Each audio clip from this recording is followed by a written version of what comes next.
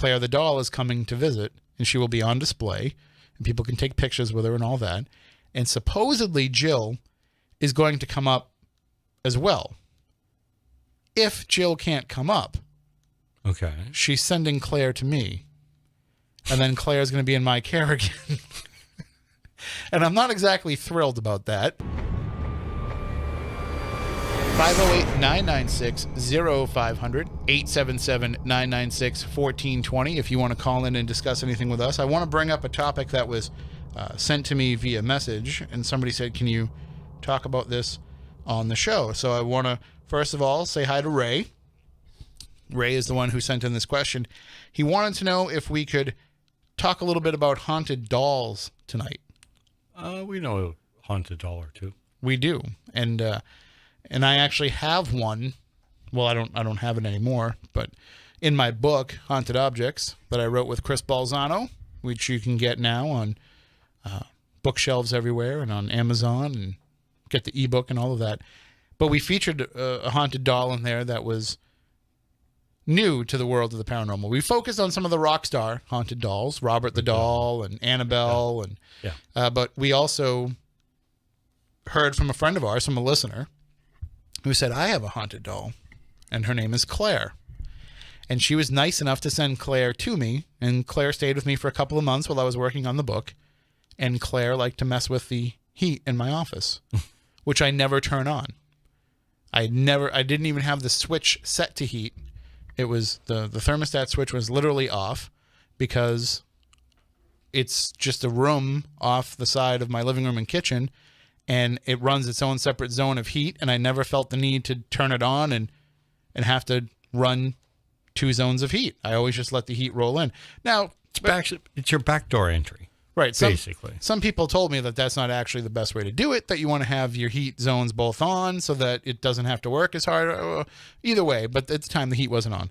And I would come into the office and it would be really warm, and it was because somebody had turned on the thermostat and turned up the heat to 80-something degrees.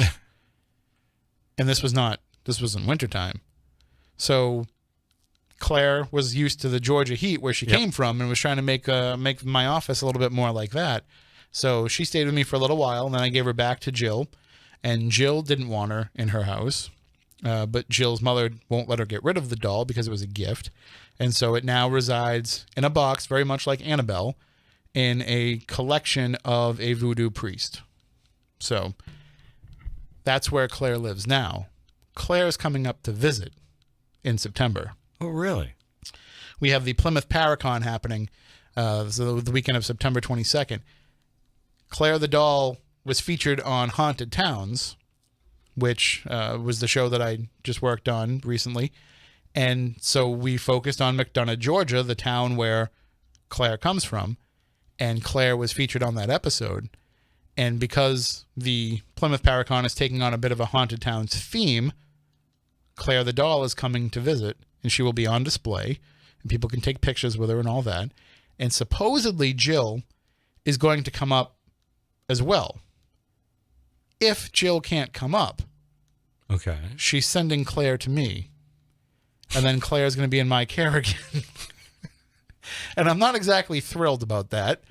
I'm not afraid of Claire, but I also don't want to be paying exorbitant heating bills again, because back then I had oil heat. Yeah. So Claire could do her worst, and eventually I'd just run out of oil, and she couldn't do it anymore. But now I have gas, so that just keeps coming into the house. Yeah. And I don't want to open that gas. That meter bill just keeps turning after she comes and stays. But certainly that's my personal experience with a haunted doll. And if you read the book, you can read about Chris Balzano's personal experience with Robert the doll.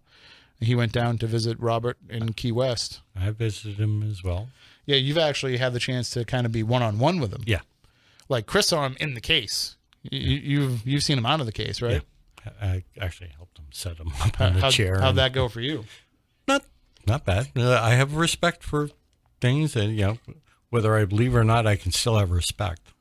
So better safe than sorry. Right. That's there's nothing wrong with that. 508-996-0500. Well, you also have the Newkirks that you Right. Oh, we'll definitely talk about that at some point too. But let me put this call through. Good evening. You're on Spooky South Coast.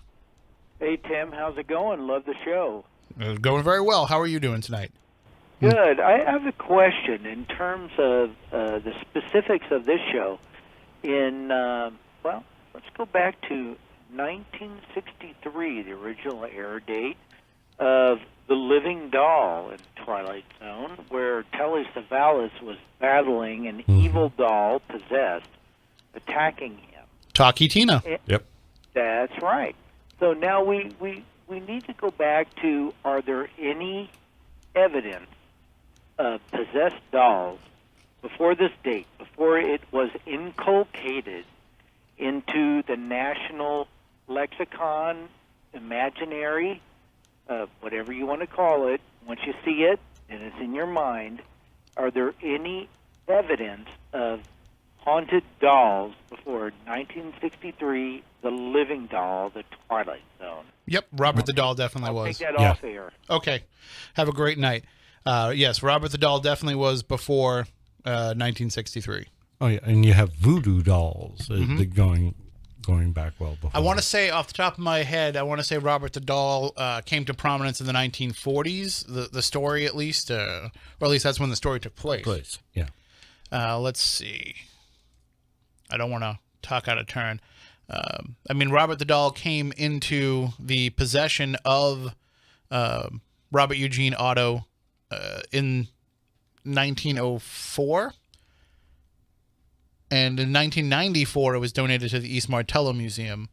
So the story would have happened in the early... Well, he got married in 1930, and that's when the doll really turned evil, was when he got married. So, we're talking about a story that came about in those times. Now, I would have to do a little more digging to find out exactly when the story of Robert the Doll became public. Maybe that story didn't become public until after 1963. But I think it was kind of a known thing around Key West even before that Twilight Zone episode.